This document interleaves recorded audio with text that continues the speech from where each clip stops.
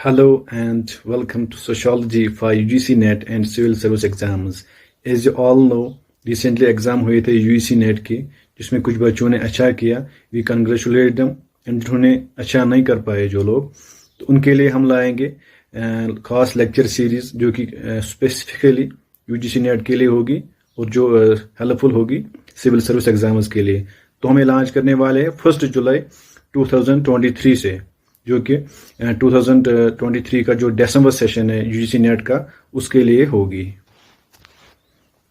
तो हमने सोचा आज का वीडियो जो है एक डेमो वीडियो हम देते हैं और इसके ज़रिए हम आपको इन्फॉर्म करते हैं कि जो क्लासेस हैं वो 1 जुलाई से शुरू होंगी.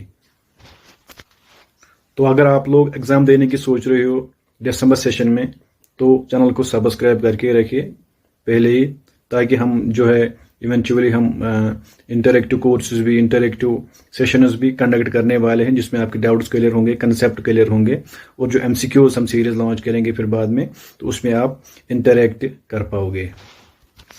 तो चलिए आज का वीडियो शुरू करते हैं. आज का वीडियो एक डेमो वीडियो होने वाला है, जिसके लिए हमने चुना कार्ल मार्क्स को, जो एक इम्पोर्टेंट थिंकर है, स्कॉलर है so far as the UGC NET और civil service exams is concerned. So Karl Marx का थोड़ा सा बैकग्राउंड देखेंगे, क्योंकि जो UGC NET है उसमें बैकग्राउंड भी पूछा जा सकता है, क्योंकि क्वेश्चन आया था जिसमें थिंकर्स के नाम दिए थे और उनके ऑप्शंस थे कि ये किस कंट्री को बिलोंग करते हैं.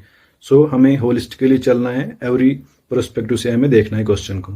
सो कार्ल मार्क्स, जो कि जिसने जन्म लिया था जर्मनी में इन 1818 में, और उसके बाद जो है वो लंदन चला गया और वहीं पे उसकी डेथ हो गई 1883 में.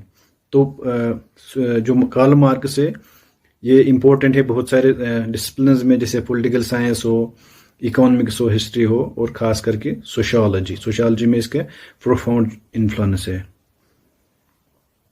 तो इसकी अगर हम बैकग्राउंड की बात करेंगे, ये एक मिडिल क्लास से बिलोंग करता था. इसका जो फादर था वो एक लॉयर था. कार्ल मार्क्स की वर्क्स की हम अगर बात करेंगे, तो इसने बहुत सारे कंसेप्ट्स, थ्योरीज दी हैं, इंटरडिसिप्लिनरी जो रही है, इकोनॉमिक्स में पढ़ते हैं वो, हिस्ट्री में, पोल साइंस में और सोशियोलॉजी में. और इन वर्क्स में से जो सोशियोलॉजी के लिए इंपॉर्टेंट है, उनमें से दो सबसे अहम है, जो कि यहाँ पे आप देख सकते हो. द कम्युनिस्ट मैनिफेस्टो, जो कि इसने फ्रेडरिच एंजल्स, जो इसका फ्रेंड था, 1848 में जो पब्लिश हुई थी कम्युनिस्ट मैनिफेस्टो, एक इंपॉर्टेंट बुक रही है, इसकी इंपॉर्टेंट वर्क रही है. उसके बाद इसने दास कैपिटल का जो फर्स्ट वॉल्यूम था वो इसने पब्लिश किया 1867 में. तो उसके बाद जो उसके वॉल्यूम से बाद में पब्लिश हो गए, तो ये दो जो वर्क्स थी इसकी, ये बहुत इंपॉर्टेंट मानी जाती है, क्योंकि UGC NET में बुक्स भी पूछे जाते हैं, उनके डेट्स भी पूछे जाते हैं, तो ये इंपॉर्टेंट बनता है कि हम इनको याद रखें. तो अब चलते हैं जो इंटेलेक्चुअल बैकग्राउंड था कार्ल मार्क्स का, या जो थिंकर्स थे जिन्होंने इसको इन्फ्लुएंस किया, उनकी बात करते हैं. तो उनमें सबसे पहले और सबसे इम्पोर्टेंट जो है वो है हीगल का इस पे बहुत ही असर रहा है, जिससे मुतासिर होकर इसने अपनी थेरीज या इसकी थेरीज, हीगल की थेरीज को क्रिटिसाइज करके फिर आगे इसने अपना वर्क जो है जारी रखा. तो हीगल का क्या मानना है? Hegel says evolution of society is determined by evolution of ideas. जो हीगल था उसका मेन फोकल पॉइंट था ideas, as compare to Marx जिसका था मटेरियलिज्म और इकोनॉमिक बेस. तो जो हीगल की फिलॉसफी थी वो बेस्ड थी on ideas as compare to Marx. जो हमने पहले ही बोला, उसमें ज़्यादा हम आगे भी पढ़ेंगे, मार्क्स का ज़्यादा असर जो फोकस था किस पे था, इकोनॉमिक बेस पे या मटेरियलिस्टिक कंडीशंस पे. तो जो हीगल था, इसका कहना था कि जो भी आइडियाज प्रेवलेंट है सोसाइटी में, उन्हीं के बिना जो भी सोसाइटी में होता है वो उन्हीं के बदौलत होता है. जैसे कि society keeps evolving until we reach an absolute idea. तो इसका मानना है कि जो सोसाइटी इवॉल्व होती रहती है, चेंज होती रहती है, यहाँ तक कि जब तक हम कोई एब्सोल्यूट आइडिया को पाए ना, तब तक आइडियाज जो है सोसाइटी में वो चेंज होते रहते हैं, और जो बाकी मटेरियल कंडीशंस है वो उन्हीं के साथ साथ, यानी आइडियाज के साथ साथ चेंज होते हैं. तो बेस है आइडिया. तो this is achieved through dialectical process. तो ये कैसे होता है? एक डायलेक्टिकल प्रोसेस से. डायलेक्टिकल मतलब interplay between two things which is constant, in which original idea, that is thesis, is challenged by a contrary idea, that is antithesis, the interaction of which produces new idea, that is synthesis. तो Hegel का मानना है कि एक time पे एक society में कुछ आइडियोलॉजी, कुछ आइडियाज प्रेवलेंट होते हैं तो ठीक होता है कुछ देर के लिए, but with the course of time कुछ आइडियाज अराइज होते हैं जो कि उसको चैलेंज करते हैं, उस प्रेवलेंट आइडियाज को जो भी होते हैं उनके कंट्रोरी एक आइडियोलॉजी फिर अराइज होते हैं टाइम के साथ साथ, जो उसको चैलेंज करती है, उसको कंट्राडिक्ट करते हैं। तो इनकी जो सिंथेसिस इवेंचुअली होती है तो बाद में एक और आइडियोलॉजी सोसाइटी में आती है जिसको बोलता है सिंथेसिस, और उसके साथ ही सिंथेसिस फिर से थीसिस बनता है, उसके बाद फिर एंटीथीसिस, कंट्राडिक्टरी आइडियाज आते हैं, तो ये प्रोसेस चलता रहता है। तो इसको वो कॉल करता है कि डायलेक्टिकल प्रोसेस है, यानी ideological dialectics or dialectic of ideas.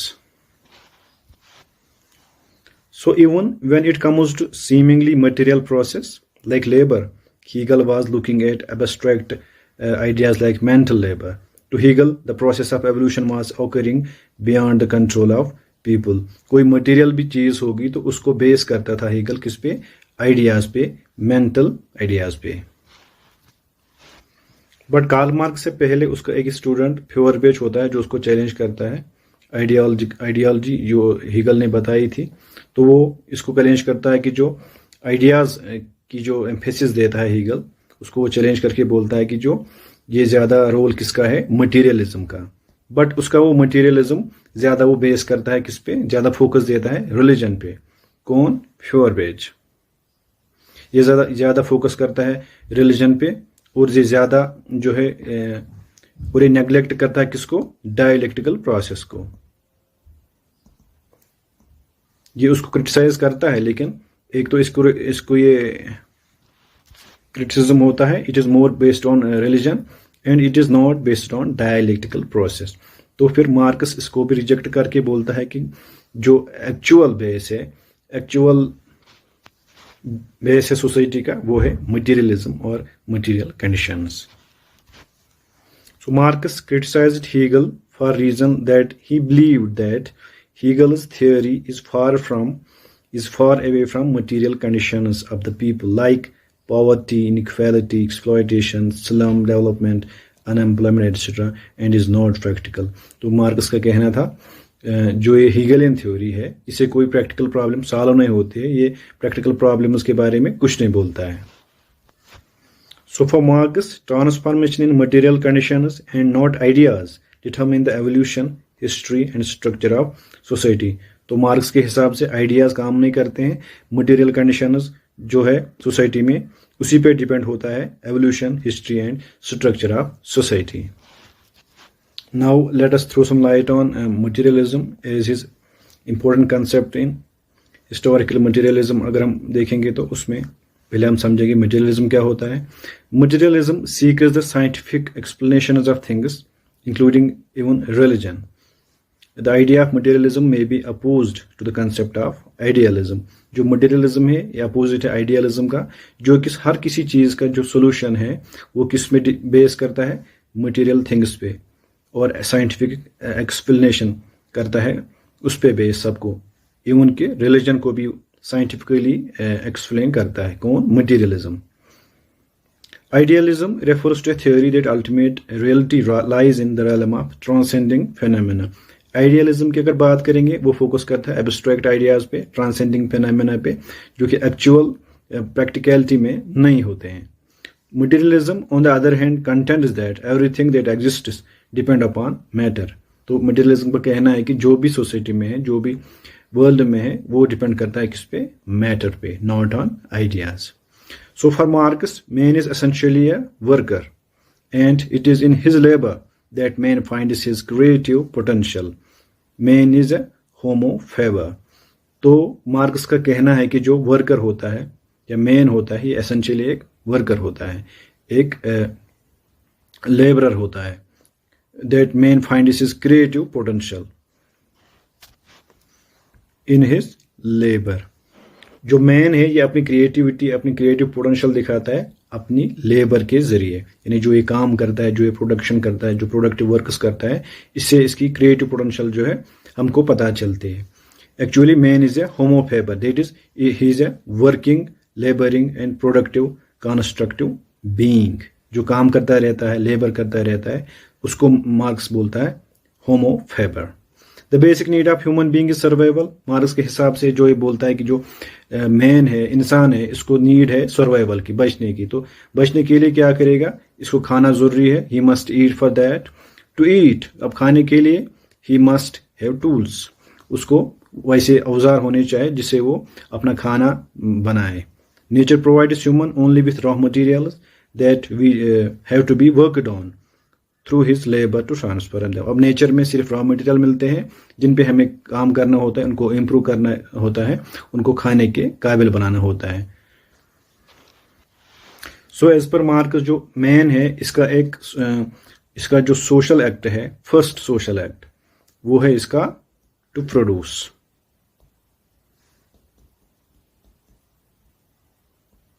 The first act of a human being is to produce, social act actually. अब ये प्रोड्यूस करेगा, लेकिन प्रोड्यूस करने के लिए ये खुद काफ़ी नहीं है। तो मार्क्स का कहना है कि अगर ये इंडिविजुअल है, इसको सर्वाइव करना है, तो इसको एक दूसरे पे डिपेंडेंट रहना होगा।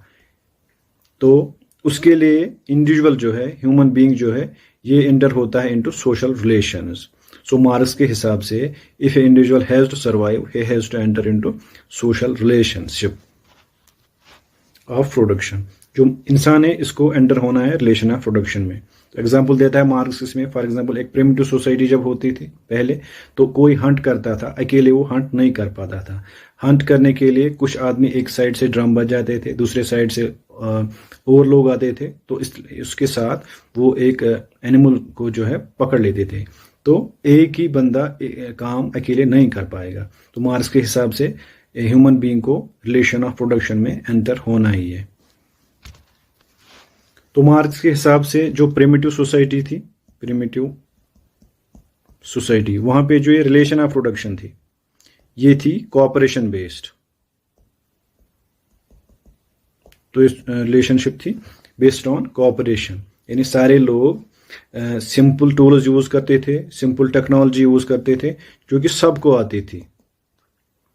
एवरीबडी न्यू एवरीथिंग, तो आपस में कोऑपरेशन थी। तो ये कब थी? प्रिमिटिव सोसाइटी में। लेकिन प्रॉब्लम ये हुई कि वक्त के साथ साथ जो है, जो ओनरशिप ऑफ टूल्स था, ownership of tools and technology, जो भी मीन्स ऑफ प्रोडक्शन मार्क्स बोलता है, मीन्स ऑफ प्रोडक्शन। तो वक्त के साथ साथ जो मीन्स ऑफ प्रोडक्शन थे, जो भी टूल्स टेक्नोलॉजी यूज करते थे लोग उस टाइम प्रोड्यूस करने के लिए, उनका जो ओनरशिप आया वो कुछ ही फ्यू इंडिविजुअल्स के हाथों में आया, फ्यू इंडिविजुअल्स। तो उसी के साथ एक कंसेप्ट आया जो मार्क्स कहता है कि कंसेप्ट ऑफ प्राइवेट प्रॉपर्टी। तो प्राइवेट प्रॉपर्टी आया। प्राइवेट प्रॉपर्टी के साथ जो ओनरशिप था मीन्स ऑफ प्रोडक्शन का, वो कुछ ही लोगों के पास आया, और जो ज्यादा मेजॉरिटी थी उनके पास कंट्रोल नहीं रहा। तो उसी के साथ एक कंट्राडिक्टरी, एंटेगोनिस्टिक जो रिलेशन ऑफ प्रोडक्शन थी वो शुरू हो गई। तो मार्क्स का कहना है कि ये शुरू हो गया कब? जब प्रिमिटिव सोसाइटी चेंज हो गई इनटू फ्यूडल सोसाइटी, फ्यूडलिज्म में।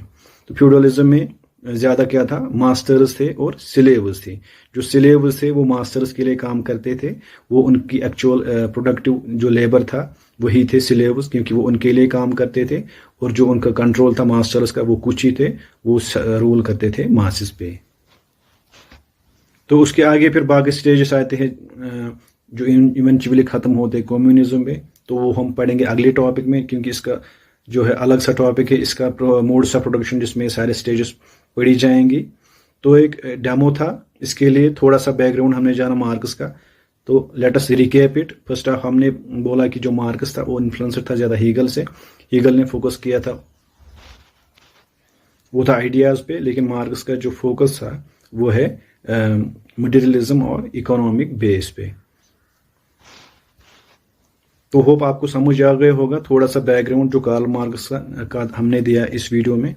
तो हम फिर लॉन्च करने वाले हैं, जैसे मैंने पहले ही बताया 1 जुलाई से एक्चुअल जो लेक्चर सीरीज थी उसमें एक्चुअल में टॉपिक वाइज पढ़ेंगे, टॉपिक के नोट्स मिलेंगे आपको और इंटरैक्टिव सेशंस कंडक्ट किए जाएंगे और नोट्स भी आपको प्रोवाइड किए जाएंगे, एमसीक्यूज हम देखेंगे एटसेट्रा। सो अभी तक अगर आपने सब्सक्राइब नहीं किया चैनल को, so please keep subscribe to our channel beforehand, ताकि हम अच्छे से फिर शुरू करेंगे 1 जुलाई से।